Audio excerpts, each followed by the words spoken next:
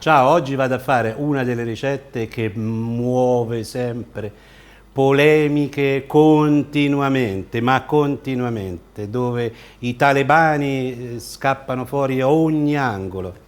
La carbonara. Perché tutti si arrogano, compreso il sottoscritto perché l'ho fatto giocandoci, la ricetta originale. Lo sapete che la ricetta originale non esiste?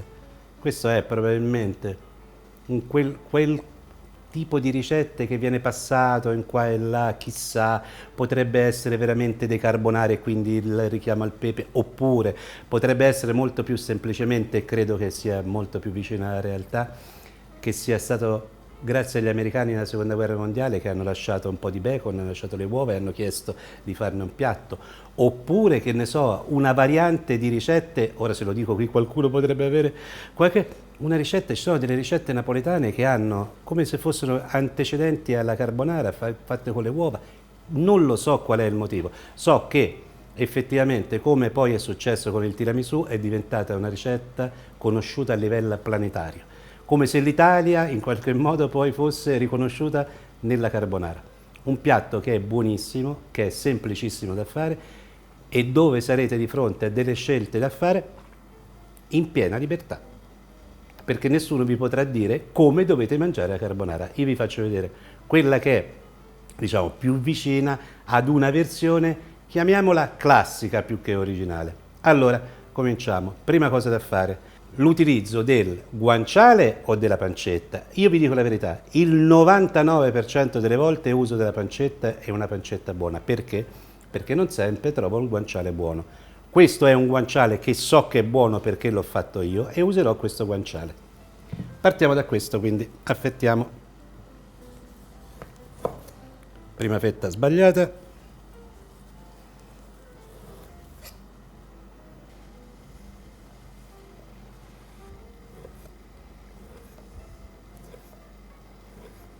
Guardate, faccio dei bastoncini neanche troppo grandi. Ho già pulito, un pochino di pepe è rimasto, se volete potete toglierlo completamente oppure lasciarlo. Io lo lascio perché comunque poi alla fine questo poco di pepe ci sta bene.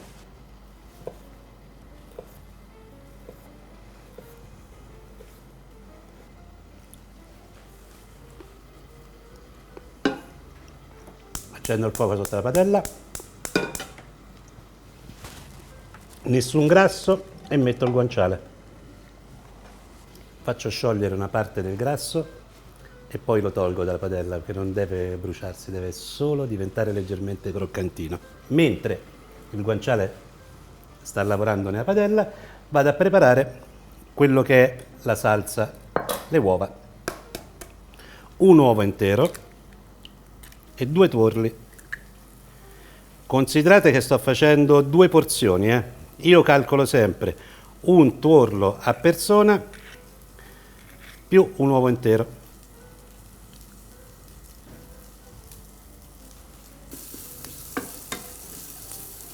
Nel frattempo, tanto ci vuole talmente poco, in effetti potevo già farlo prima, mettiamo a cuocere la pasta. Acqua che sta bollendo, sale e ta ta ta ta, non si mettono gli spaghetti come si fa normalmente, tortellini, ma alle mezze maniche. E volete sapere perché? Perché a me piacciono da morire.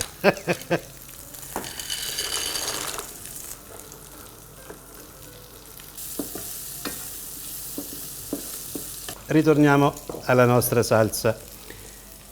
Uova a cui aggiungo il pecorino grattugiato. Potete aggiungere il parmigiano e la verità è che ci sta molto bene. Potete fare anche metà e metà, metà pecorino e metà parmigiano.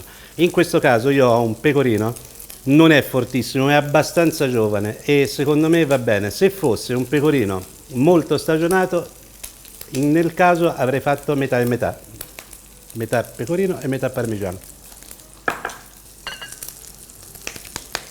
E ora mescolo bene. Aggiungo anche un bel pizzico di pepe. Su questo andate sulla quantità che gradite voi, ovviamente. Tutti gli ingredienti di questa ricetta, elenco, pesi e misure, trovate su Casa Pappagallo, www.casapappagallo.it. Praticamente la ricetta è terminata. Ora dobbiamo aspettare solamente che la pasta sia cotta. Tolgo dal fuoco, tolgo dalla padella il guanciale reso croccante. Ultima cosa che faccio, un gocciolino di acqua di cottura, ma proprio un gocciolino, lo metto nelle uova e sbatto bene. Questa operazione serve perché così si sciolgono bene i grumi eventuali di formaggio e si porta questa preparazione a una temperatura leggermente più alta. Ecco fatto, niente di particolare, niente di strano, niente alchimie particolari. Scolo l'anticipo la pasta e la metto nel sughettino grasso proprio che ha lasciato il guanciale.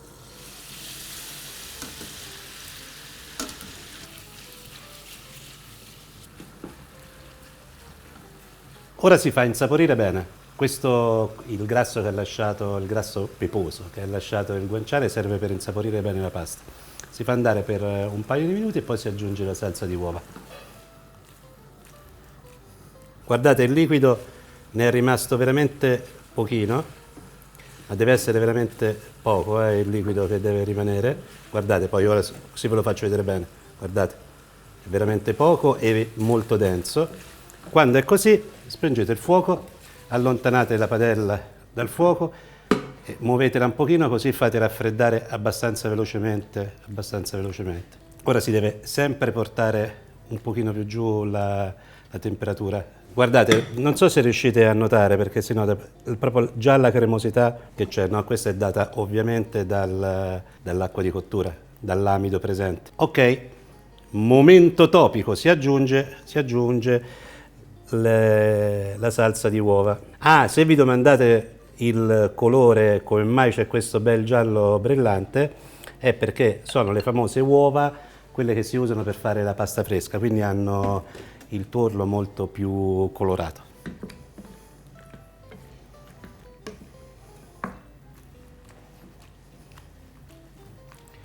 Ora aggiungo anche la pancetta, il guanciale, scusatemi.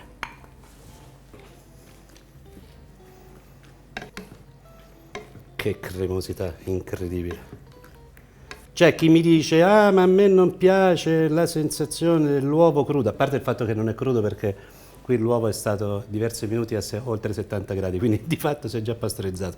Ma al di là di questo, ma chi ve lo vieta di accendere il fuoco e farlo scaldare? Vi piace più avere quella sensazione quasi di frittata? Fatelo, perché il bello della cucina è questo, cioè ognuno fa quello che gli pare. Devo dire la verità, questa volta è venuta proprio bella, proprio corposa. Nel momento in cui provo a saltarla, invece, rimane, guardate, quasi come una sorta di densità aumentata. Bellissimo. Si serve. Per terminare il piatto, a gusto mio, ancora pepe.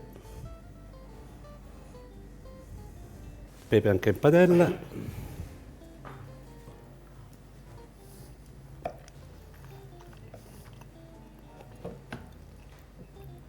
È una carbonara favolosa. Buona.